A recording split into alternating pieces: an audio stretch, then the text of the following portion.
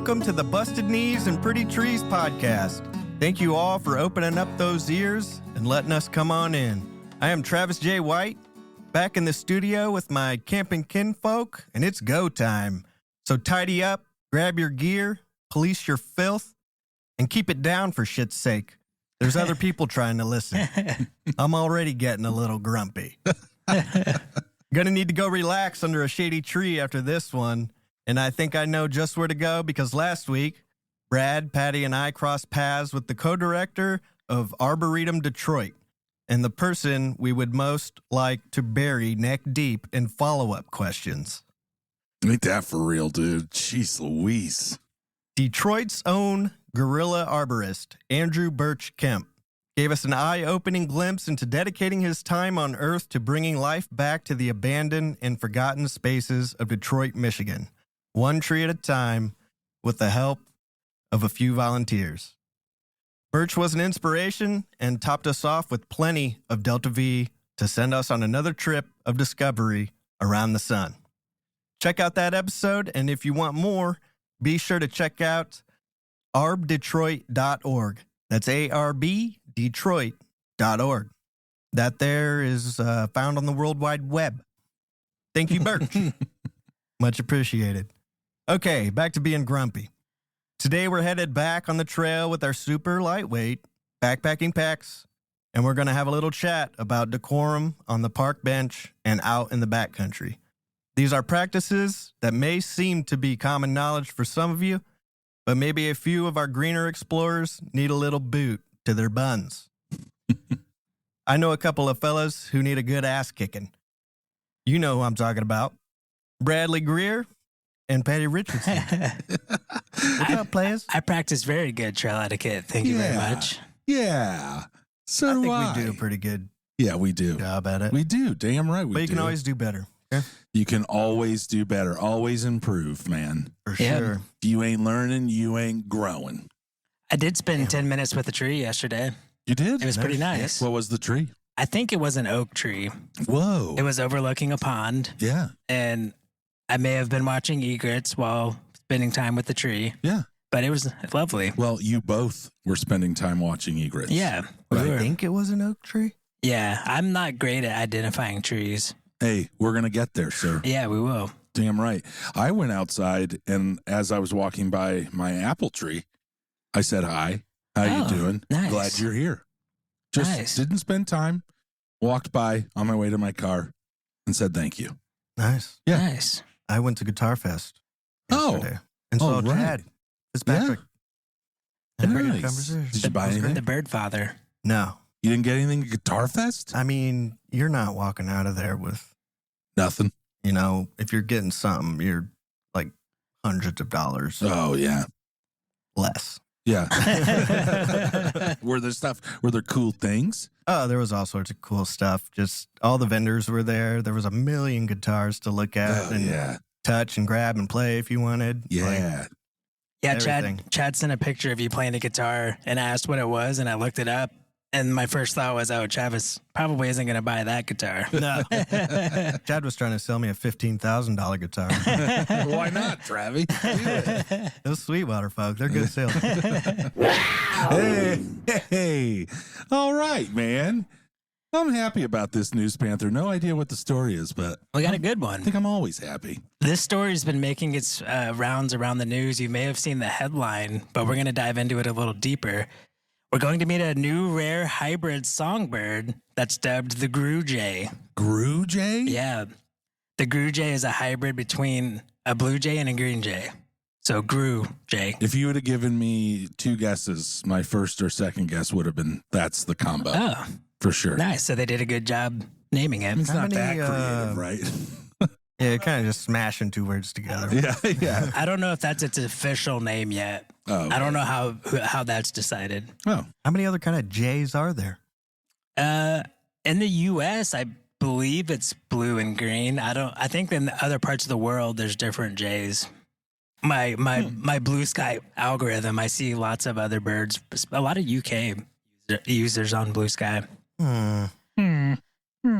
So this bird was first sighted in San Antonio in 2023 birders were confused because it has black and white tail bands and it has a jeering honk that somewhat resembles a blue jay, which I'm sure you guys, Yes. one of our trivias, that was one of the trivia questions, was a Yep. blue jay. But then it also has a two-tone rattling call of a green jay, or like it resembles both. So like birders were confused. Languages? Yeah, I don't win much, but I believe I got that question right. I think so. That's a I think you multilingual both bird? did. Oh, man. Oh yeah, the first multilingual bird. Huh.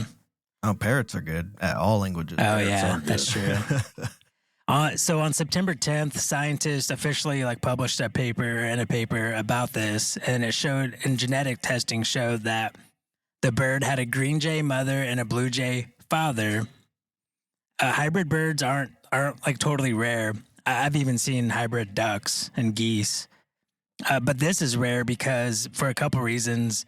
These two birds historically do not overlap in their ranges. Green jay is a tropical bird. It looks like a tropical bird. It's bright green. And at the beginning of the 2000s, the only place in the U.S. it lived was the Rio Grande Valley near Texas on the Mexico border. Oh. And then its range was further south from there. But due to the warming climate, green jays have started to spread hundreds of miles north and like several degrees in latitude north. It is really surprising to scientists that in just 20 years, they've expanded that far. That's not really common. But at the same time, blue jays' range is pushing south for better food sources because I didn't quite understand this part of it because they said like following humans developing further south. But that's like, there's a lot of cities already in southern Texas. So I didn't quite understand that. Huh. One of the most interesting parts and why this is such a big deal is they usually, when hybrids occur, they usually have a recent ancestor, like not that far down the history timeline. But green jays and blue jays split at least 7 million years ago during the Miocene epoch. Duh. And that was like the last time where there were... The Miocene epoch. Travi, never Yeah. heard of it? That was the last time where it was like there were like apes and humans, or like whatever the first version of humans were. Mm-hmm. Like that was the last time they had lived together too. So it's that far ago. How the hell do they determine that? I think through Science. like genetics Science. and that did interest me, but that was a whole nother rabbit hole I wasn't prepared to dive into. Jamie Alfieri. I bet it's Alfieri. Ooh. Is an evolutionary biologist. He wasn't part of this paper, but he was interviewed. This was a science.org article, which there's articles everywhere about this story. He said the fact that two organisms which have been evolving independently came together to produce viable offspring, keyword viable, after 7 million years is amazing. So that's like normally hybrids like mules, right? They're not viable. Like they can't reproduce. I'm pretty sure. So that the fact that they can reproduce these green jays is another part that's just kind of surprising. Mules can't reproduce? I don't think so. I think you can. I think a horse and a donkey can mate to make a mule. Yeah, But you can't breed from a mule. right. Really? One and done. Wowzer. Yeah. Well, learning something. That might be dry by. And that's usually the case with most hybrids is they can't reproduce.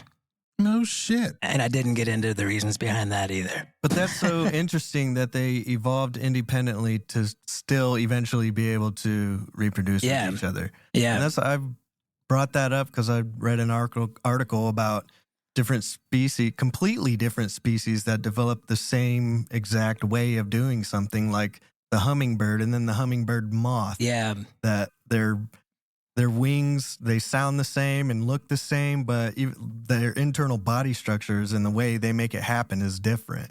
Wow. Well, there's a couple theories on why we think they decided to mate. It could have been just that both birds were attracted to the novelty of a new song that they haven't heard, because since they don't cross paths very often, Right. they heard that blue jay call and thought, Damn, that sounds good. like they have a weird king for blue jays.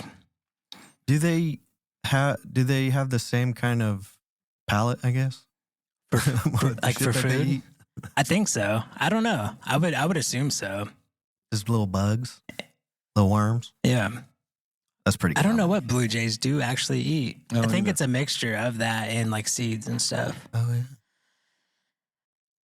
Another hypothesis is that both birds are just so far on the edges of their ranges that there's not a lot of opportunities to mate. So it's kind of like 3 a.m. at the bar. There's not much left to choose from. So like they kind of had to. All they had was a green jay and a blue jay. I'll give it a shot. Yeah. What's really sad about this is both of the jays are highly social, but green jays appear to like hang out on their own. It's almost like the green jays and the blue jays aren't accepting the green jays as part of their group. So usually, so these green jays are just kind of out there on their own.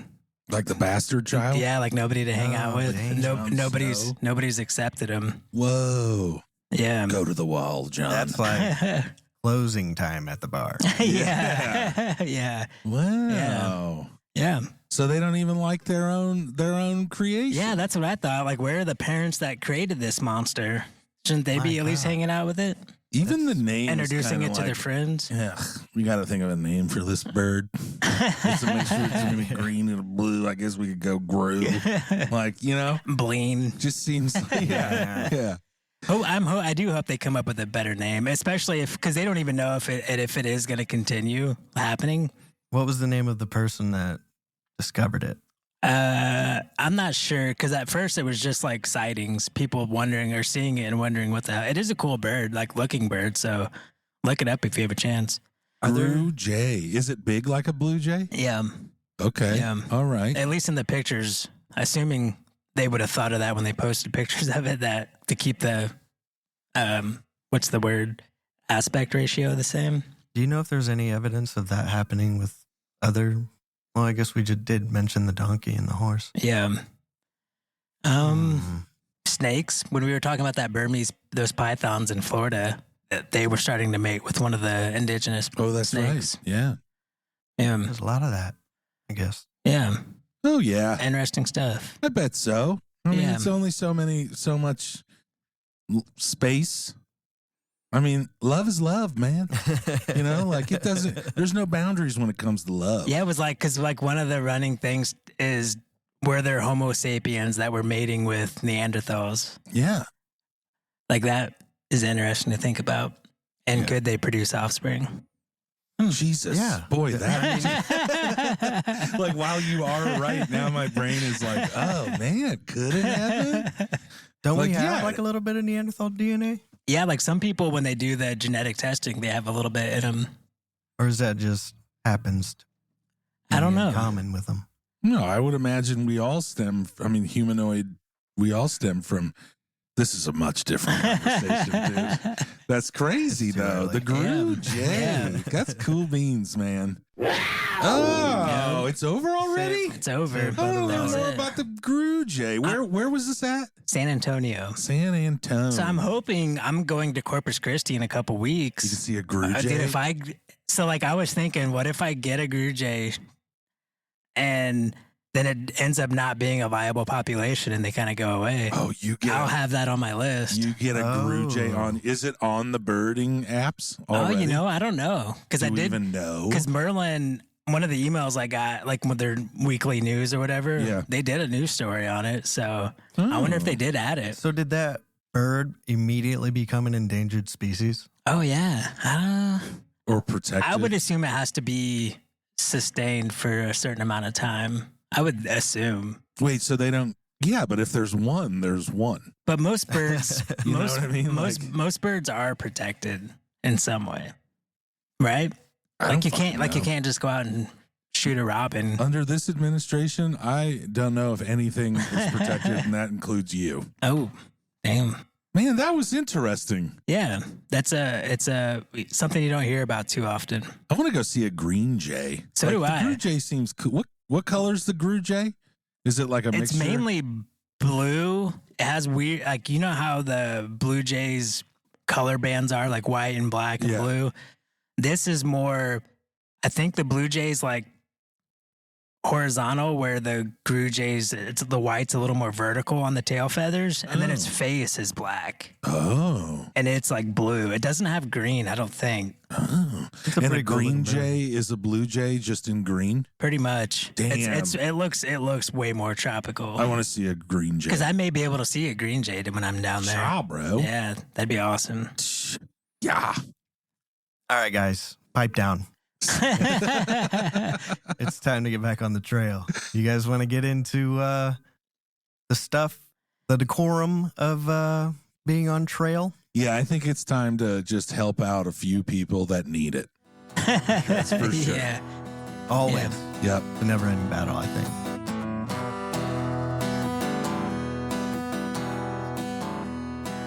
Patty cake, why don't you go ahead and get this thing going? Yeah. Okay. Thank you for the patty cakes deal. I feel like I've heard that a lot since your amazing little intro there the other week. But yeah, I guess the way we kind of want to spend this episode was just going into the do nots of backpacking and hiking. We've talked a lot about what you're going to pack, technology, things like that. But I very much believe, like in most things, there's kind of like unwritten rules that backpackers should abide by on trail. Right. And when they don't, when you come across people that are not abiding by these unwritten rules, or maybe they are written down in some places, I'm not sure, but we'll call them unwritten rules for this. Boy, are they obnoxiously annoying, and it's crazy how fast these individuals can kind of take you away from the moment that you're in. Right. And so the way I think we should start it is by going over yet again the leave no trace policy. And this policy is defined by a set of outdoor ethics and principles that promote minimizing human impact on the natural environment. So you have to think it's everything. It's from taking a shit and where you're going to dispose of the nasties, leaving wrappers when you're popping open that beef stick, making sure that those wrappers are properly disposed of. Yep. That means putting it back into your bear bag, back in your bear canister, or in another bag that you might have, and then carrying it out with you. Whatever you bring into nature should very much leave with you when you exit nature, right? Ideally, yes. Yeah, ideally. Correct. So, And even, I'll take that one step even further. please. You should leave with more than what you took in. Like if Yeah. you find trash. Yes, I agree. We talked about it on last week's episode with Birch, where one of the big things that he does to even when he gets property is cleaning up the trash. Yeah. And Brad, you made a mention to how you use that kind of technique where you will, if you see trash, don't leave it. Like, Yeah. go ahead and just pick it up, because as you and Birch were alluding to, is you're saving everybody else's experience that comes after you.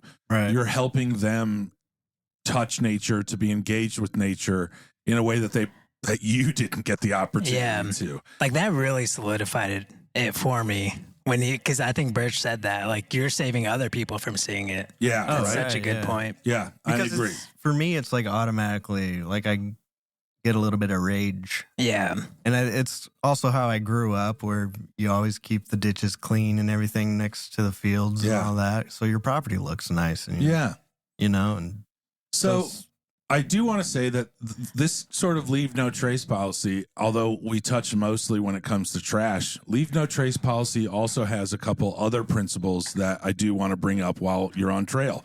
And that means, or one of them is, stay on that trail. Yeah. yeah. Where they have a trail marked out for us to go hiking or backpacking down, that is where they've deemed it possible for us to get.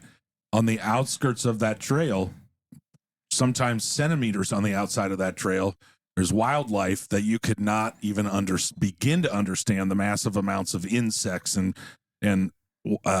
flora and what's the other one? The fauna. Yeah.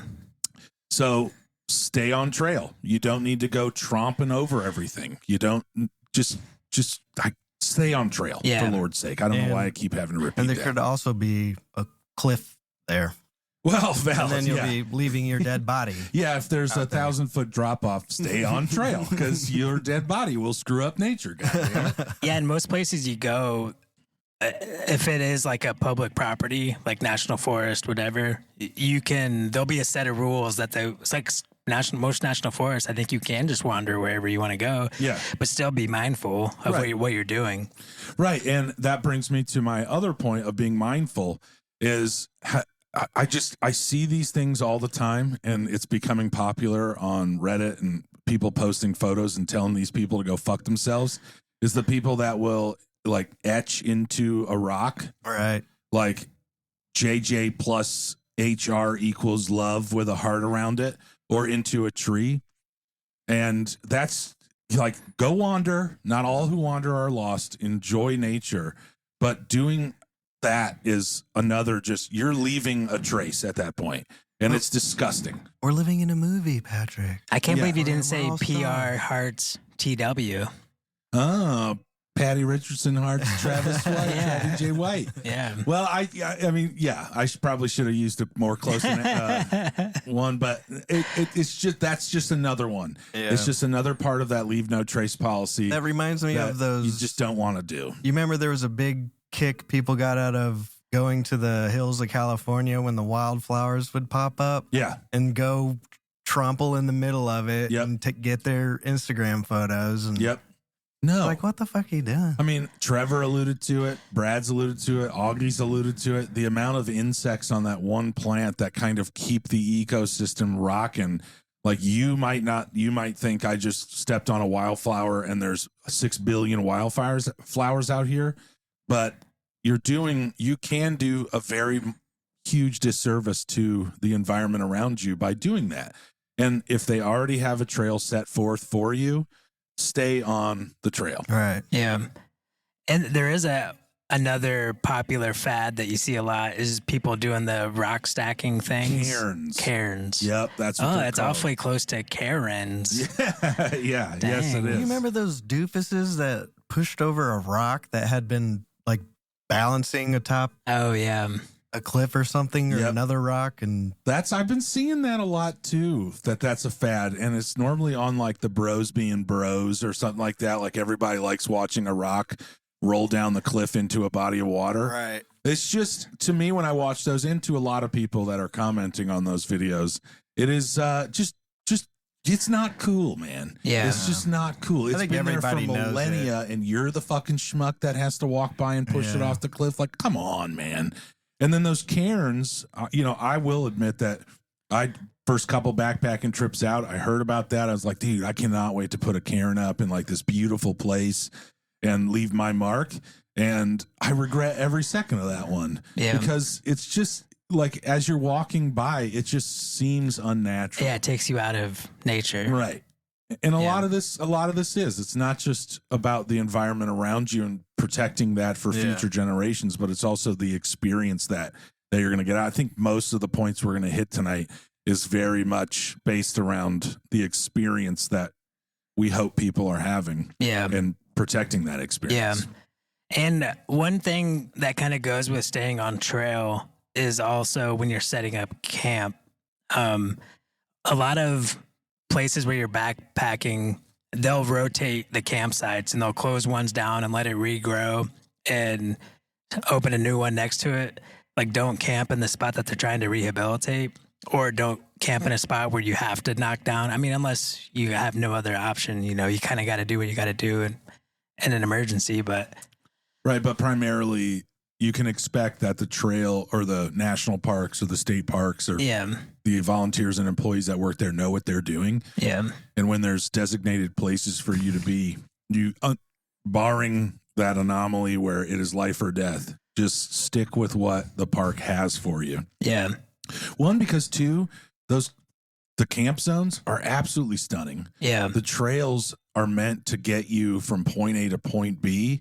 So if you stay on those trails and see beautiful things, so it's going to ultimately be the best trip you can have by staying in those designated areas. and even And when the they're easiest. And yeah, it's way easier. yeah.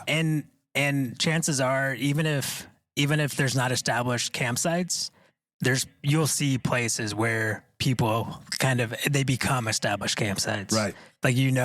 Like we've camped at them before. Yep. We've found them before. Like, it when you see it. Yeah. Like, this is where people camp. Yeah, and all those things you can check. Like if you buy one of those maps that are everybody gets, we get them all the time. Yeah, the Nat Geo maps. The Nat Geo maps. Those things will have the recommendations and the rules and regulations written right on them. You can check the NPS website.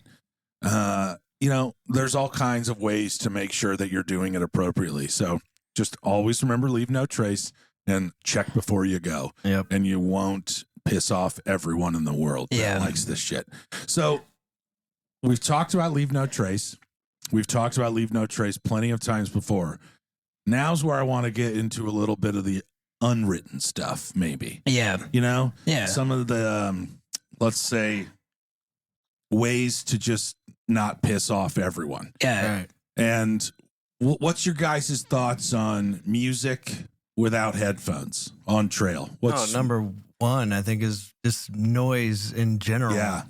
Like, you can chitter chatter on the trail if you want. And you're but kind of supposed you're not to. yelling. Like, you kind of do want to make a little bit of noise, in certain regions. but natural noise, not like. Yeah. But talking blasting music, to where it's so easy to drown out because there's nothing out there except the breeze and some birds and stuff. And so it's so easy. Any noise, you can hear it freaking mile away. Yeah.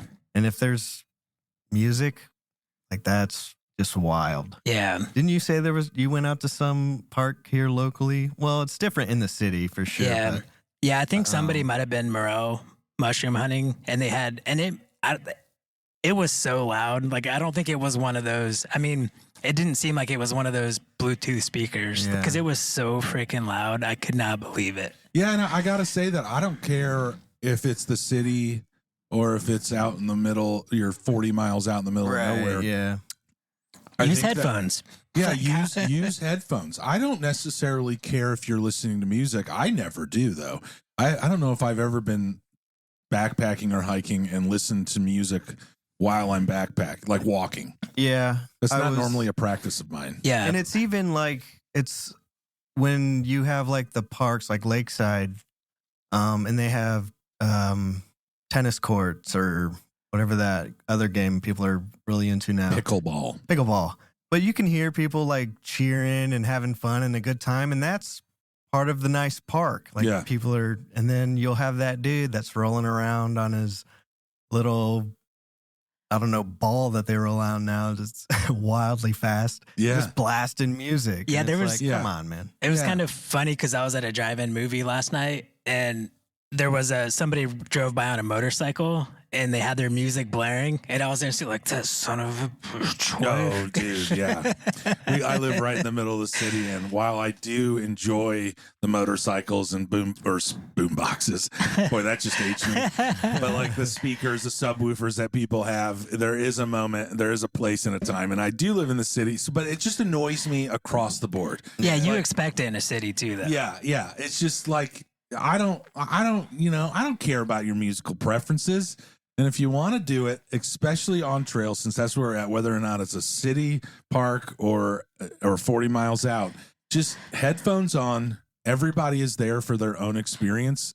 Not ever is somebody else there for your experience. Right. Yeah. So since we're nitpicking, and I don't know if that's ever written anywhere. I'm sure it is, but to me, that's just a bit of etiquette that I see failed more times than I'd like to imagine. Right. Yeah. And just really quick, Go sorry, ahead. but that also means backpacking and day hiking too.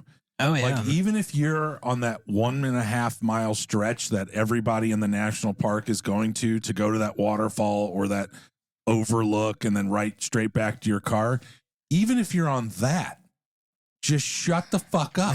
You know what I mean? Right.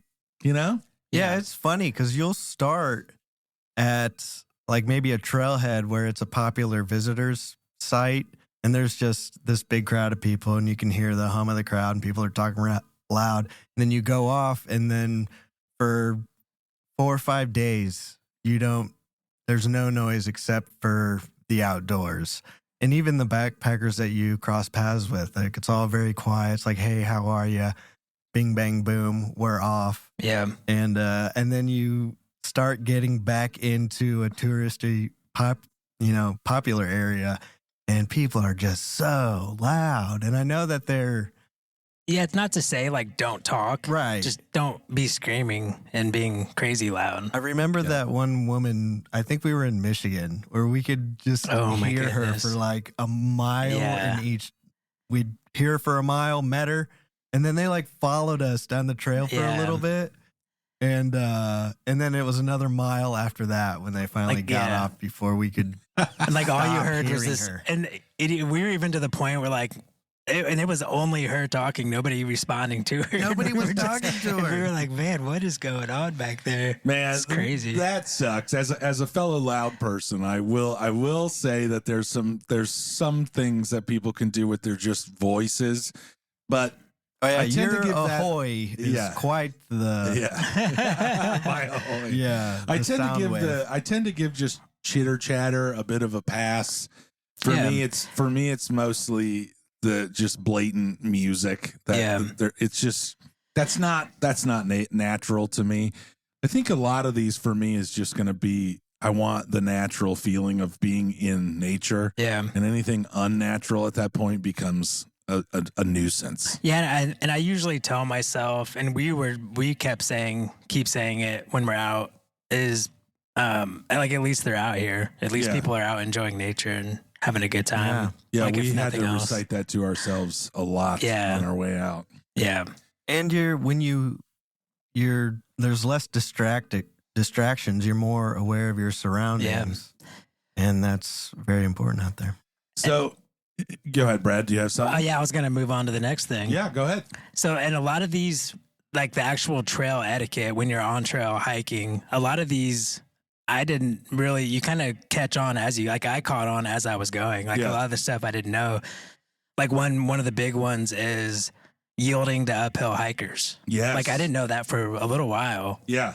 And it makes perfect sense. Honestly, I was writing down these notes. I don't know if I ever knew that. Oh, Yeah. I think I yield to all hikers. because you almost, do I. because if you're going uphill and you yield, it's like somebody not, or like waving you on when they're turning right or something, like one of those driving situations. And the uphill dude, is in the middle of a struggle. Yeah. Like they're in it. Yeah. So for them to stop their motion, stop their pace going up, because it's probably every bit of their like upper torso and backpack is, just taking them up. Yeah. It's like letting the guy holding the box get the door for you. Yeah, right. Yeah. No, yeah, I definitely understand. But I think I agree with Travis where it's just my personality that like anybody I see on trail, I'm giving the right of way to. Yeah. Just because I feel like, and there's been a lot of times where because backpackers are just generally the nicest fucking people. So I've come into that like stalemate, where we both move over to the trail and I'm like, no, you go. No, I'll go. No, you go. And then one of us decides like to go. And it's like, hey, thanks, bro, or sis, whatever. So just a good rule of thumb. Yeah. Uphill hikers get the right of way. Yeah. Great. And along the same breath, when you do stop to let somebody by, try to get off the trail as much as you can without getting into, like we were just talking about, like disrupting all the brush and everything. But like large groups, stay in single file and make it easier just for people to pass. So, like you're not in the way. Yeah. Because that's how people can get hurt too. Like roll your ankle trying to get around people. Oh or yeah, I've like catch a trekking pole to the face. stepped off the edge of the trail, and it was like a pretty good angle, trying to let somebody by, and I was like, it's a little risky on that. I got a big old pack. If this thing gets top heavy, like, I'm going down. You're going. Remember that one time? I think we may have said this before, but we were like rounding a ridge. It was like in one of those where you're kind of serpentining down. And there was a southbound thru-hiker on the AT. Well, we didn't know it at the time, but like coming up on us. And right when he got like 5 feet from me, I rolled my ankle and just dropped like a bag of rocks. And I felt like the biggest idiot. It happens. It happens to the best of us. It's like, hey, and then I rolled my ankle. That's the first thing I thought. That's hilarious. Is Brad okay? I think even he was laughing, this other fella. I'm glad that you brought up single file line, because that is another one of those. I mean, it annoys you when you're walking down a sidewalk or when you're walking down the aisle at J.C. Penney's, which I haven't been to J.C. Penney's in a decade, but whatever. When you are trying to walk at a pace that's a little bit faster and you have a group of people that are standing hand in hand instead of butt to nut, it is just like, get out. And on trail it's the same. Yeah. Like, everybody's out there doing their own pace. You'll have trail runners, you'll have thru hikers, you'll have day hikers, you have just backpackers that are out there on a nice even pace. So single file line when you're in groups is a wonderful piece of little info. We even ran to that on the river kayaking. Yeah, boy. Like, could you guys please move over so we could get by? On a river, I don't know. I guess I'm not sure about backpacking. On a river, it's actually also quite like difficult because then you have to get like, you shoot the gap. Yeah. You know, 'cause some people, they do not know you're behind them. Yeah. And you're like, okay, there's my gap. Yeah. You start paddling. So you're just exerting like tons of energy. Yeah. When it comes to trail etiquette, I guess one more that I would point out is just being like kind, just being nice on trail. Yeah. Always say hi to people that are passing by. It is an eerie feeling to be way out in the middle of nowhere. And it's not so bad when you feel like it's just you and the sky and the environment around you. But when you're 20, 30, 40, 50 miles out in the middle of nowhere and you come across another individual, like, I think just saying like a hi and bringing their guard down and being polite and saying, hi, how you doing today or whatever is just a good little way of being a generous hiker. Right. Or like we said earlier, say, ahoy there. That's my thing. I feel like that's the most disarming. Just my big bassy voice saying ahoy is like, oh, this guy's a nerd. Yeah. And I would say just keep it short. You know, maybe they really got to get to where they're going and, you know, they don't necessarily have time. Yeah, I don't think having a conversation is a wonderful idea. Yeah. But just a nice hi and a, flick of the cap, tip of the cap to them and then keep moving. But it does go a long way when you're out there. Yeah, for sure. What else? One thing, I guess it's kind of along those lines, is when you are picking a campsite. Yes. Like, don't go right on top of somebody else. Yeah. I don't know if that's in the same. No. I guess that's like part of being disrespectful. Yeah. Like it's etiquette. It's etiquette. I think you're entirely correct.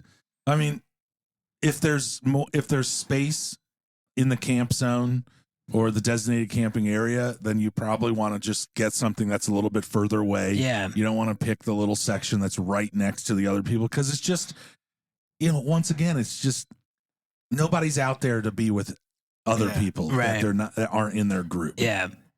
Oftentimes that group is a very select group of people. Oftentimes. Yes. Yeah. And that might mean that you're going to have to go a little bit further even.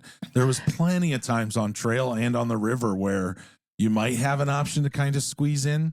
Yeah. But if you know that that camp zone might go for another mile and a half and you have some energy left, then you might want to walk a couple more miles or that extra mile to get to some place where because you're also going to be alone. Yeah. And I don't know very many backpackers that are, like that's their goal is to stick with strangers. Right. Definitely not mine. I think that could probably be mine over your guys'. Yeah. That goes into like, setting up camp and camp etiquette and how they would prefer you bring your goods in, like with a bear bag or can, or sometimes they have boxes that they want you to put all of that stuff in. And there's going to be people leaving stuff out every now and then, Yeah, because that's going to impact if you leave food on the ground and a bear gets it, then the bear's going to habituate to that site and ruin it for the next person. Yeah, you don't want you're attracting animals that way. And I think that kind of goes into don't feed the animals. Yeah.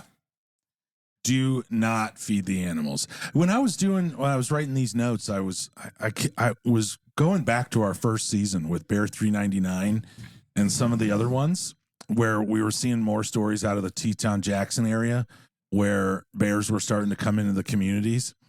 And am I right that if is it other animals even? Like if a moose starts coming into the community, will they euthanize the moose too? Yeah. Or is it solely bear? No, like predator? I think well, most times they will, or they'll at least capture it and take it somewhere. See, because a Like lot of that snakes and starts stuff. off with feeding on the trail. Yeah.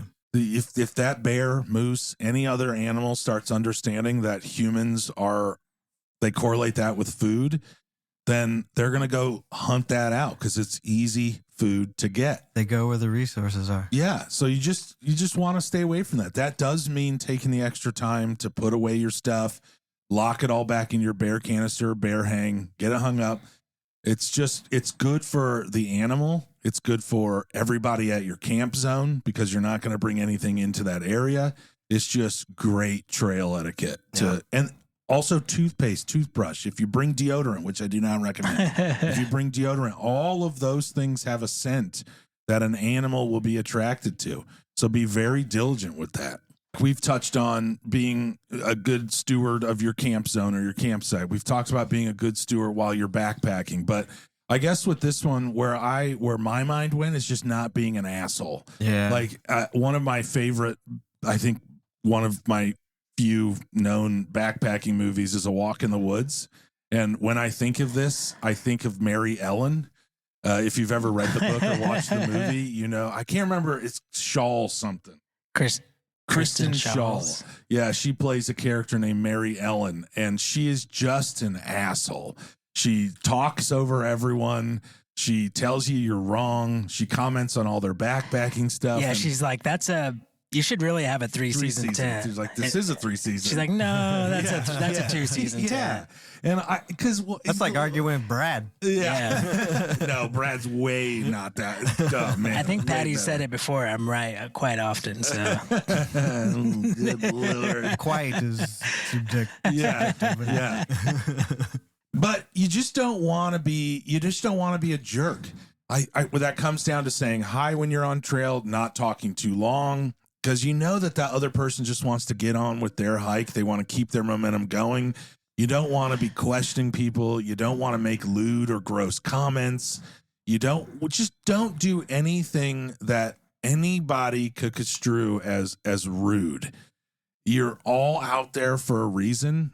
Everybody is going at their own pace. Everybody has the gear that they've hopefully looked into, that they got it for themselves. So it doesn't fucking matter what tent another person's tent is. They probably don't want to have the conversation about, where they got it, when they got it, what's the weight on it, unless they do. Yeah. Then you'll know. Like you can, humans have read a pretty the room. distinct, read the room for Christ's sake. But that's what I mean by in to further the do not be disrespectful. Yeah. Is there's also an etiquette with just your attitude.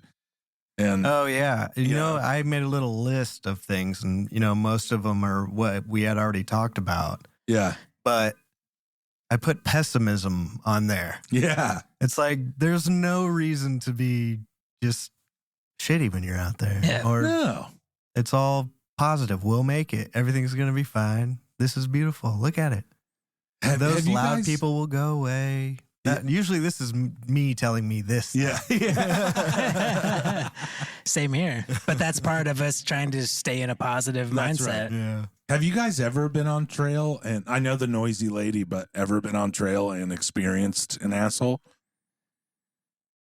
It must not have been a worthy asshole. I can't remember. It's usually the times like you mentioned, the 2 mile, 3 mile section where they like close to a ranger station where a bunch of people are going to see a waterfall. Those are the only times where you run into people that are kind of rude, disrespectful. Yeah, I've had people yell at me to get out of their way so they can take a photo. Yeah. I also had somebody that was Dave and I went to Red River Gorge a few times to kind of get our chops when it came to backpacking. And I had somebody on trail with a pistol that had the pistol out. Wow. That we couldn't walk slower than or faster than. It was on Indian Ridge, I think, is a section of the trail. where you're kind of snaking up to Wizard's Backbone. That's so weird. And that whole time, this guy had his pistol out, like carrying it down trail. And it was just like this ominous, like, once again, I know backpackers and hikers take pistols with them, but even that's silly. Having it at the but ready. I never have. But it was very like, it just set your, like, the whole day was, we got to get as far behind or as far away from this person as possible. And then even when we were at camp, like those sounds that are ominous, that you just, the thing rustling in the bushes, that a branch falling off a tree. Even those sounds became just like a bit more ominous. Yeah. Like, well, is it that fucking guy? A pistol charging? Because he's obviously like wants a reason to use it, or else he wouldn't be holding it in his hand. And most people I found that carry guns, they tend to want a reason to use it. Yeah. It's a little, I don't know. they're a little overly dramatic sometimes. I've been on enough trails and enough mileage away from humanity and not once carried a gun. And to all the people that think that I should, I just, I feel like even if I did have one, it's probably not going to work. No, you end up, if a bear's attacking you, you end up shooting yourself or somebody that you're with. Or you piss the bear off more than it ever was. Yeah. And now it's just like, that's what I'm saying. It's just not like going to work. Bear spray is way better. Yeah. Even if like you run into a human that you would shoot, bear spray is probably going to do a pretty good job on them too. Yeah. Oh, hey, I can tell you that even if you spray bear spray on that dude's ass, it'll still work. And even on the ass out there. And, yes, I have. And you didn't even get a lot either. Like imagine getting a whole load to the. I don't know. That can was humming for a good couple seconds, dude. Yeah. It's miserable. Oh, I do remember an asshole. Yeah? And I assume it's a small child. Because talk about the asshole child. I was coming to a touristy point on a trail and had just heard about a bear sighting. And soon after that, I noticed on the trail periodically there's a freaking gummy bear right in the middle of the trail, almost like it was done on purpose. Like it was just too perfect. Yeah. And I think that went on for a half a mile. I was like, well, no shit, there's bear sightings. Yeah. Yeah. Even bears love gummy worms. Even bears, gummy bears. Oh, I don't want to assume it's a child because there are adult children out there too. Yes, there are. Yeah. Lord have mercy, there are. Guys, is there anything else we want to harp on when it comes to ensuring that nobody will think you're a dickhead on trail? I do want, that made me think of one more thing. Lay into it. And this may come off as like backpackers are high and mighty, but you know what, we're nagging right now. Yeah. So just have a sesh, Brad. When you are, because we ran into this when we were dropping down out of the Tetons, and a lot of those ridges are narrow. And if you see somebody with like a huge pack on, chances are they're in it. They've been in it for a few days, and maybe give them a little more extra space. If they're like booking it, just move aside and let them go by. Yeah. Cause it's a pain to like change your momentum and how you're hiking, and you just want to get the hell out. Yeah. But you can't because there's dozens of people just clogging the trails up. Yeah, you got miles to do. Like you said, if you're seeing those backpackers and they're in day hike territory, they've probably already done the shit and on their way out. Yeah. And we're not going to fuck up your photo. Yeah. You know what I mean? Just give us a second. We'll be out of your hair, but standing in the middle of the trail waiting on your girlfriend or boyfriend to get that perfect shot of that waterfall, that sun. Like, just leave it. Yeah, like I always, when I'm doing day hikes at parks or whatever, like I always yield to them. I even want to like pop off a salute or something when they're walking by. Give them a bow. Is there a ask them hey, salute? How much is your what's your base weight there? Yeah. Is there a backpack? Like I know the Harleys, I know the Jeeps, the Ford Flexes. I know everyone's got their thing, but is there the like Jeep one? Isn't there something like the ducks? Yeah, there's a What's the Ford Flex? Ford Flex is you flex at them, dude. No shit. Yeah, bro. Oh, man. You don't know that? No. What's the Subi one? I don't know if there's a Subi one. I think man. you just hand them the joint. Roll some smoke out your window. Yeah. You just do the joint side. Just slow down to like 20 mile an hour below the speed limit. Whatever. But is there like a universal? I know there's trail names. I know you get those, but is there universal backpacking like hand gesture of like, bro, I got you. Like I know you and I'm out of your way. Here's like a hand gesture to show that my good faith. There should be one. Yeah, I don't know. There should be one. There should be one. We should come up with one. Okay. Maybe it should be the The hang loose is kind of like everywhere. surfers. It's everywhere. It's kind of universal. It works pretty good. Maybe, No, it's just if you're a cool dude Yeah. and you throw up a hang loose, like Yeah. the other guy's like, that guy's cool. You know what I mean? yeah. Oh yeah. There Yeah. isn't no turd suckers throw up a he's hang pretty loose. chill. Yeah. Yeah. I don't know that there is. It'd be nice to have one of those. Just that quick recognize of like, bro, I'm out of your way. If you need anything, I got you.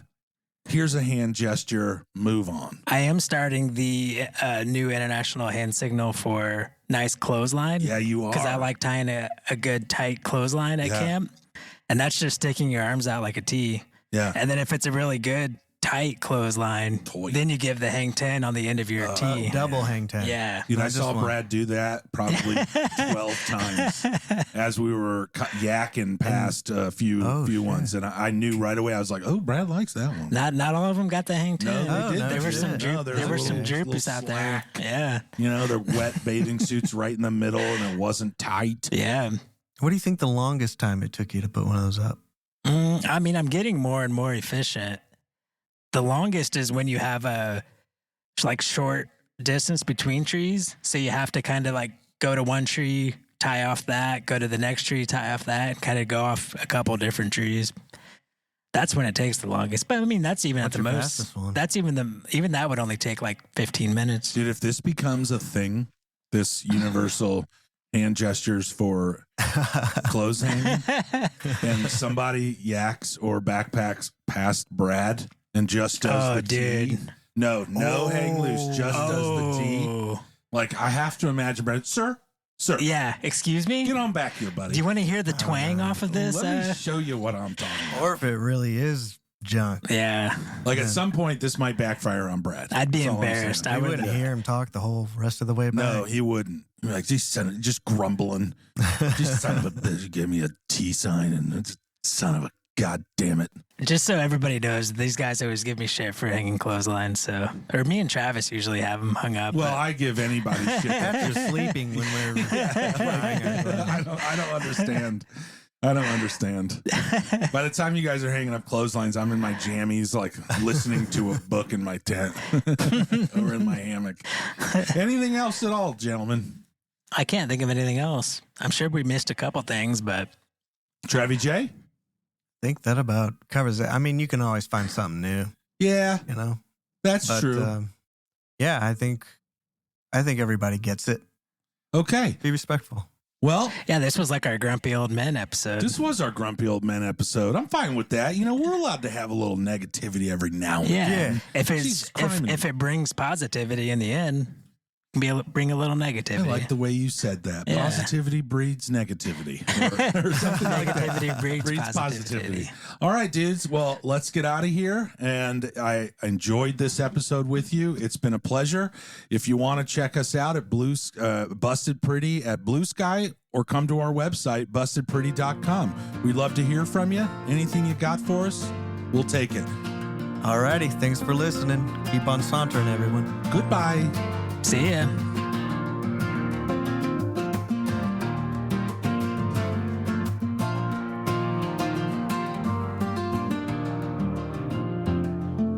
It's football time. Football time.